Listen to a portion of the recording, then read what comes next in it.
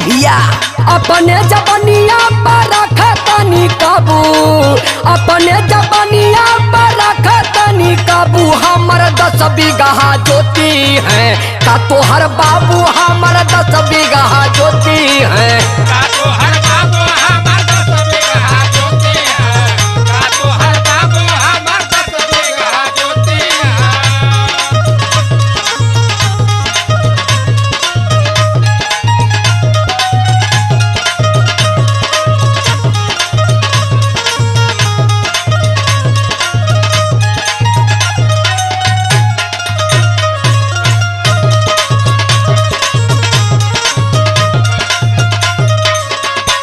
मार 10 बीघा लेके बैठल हुआ तू, ऐसे पार लगी हो।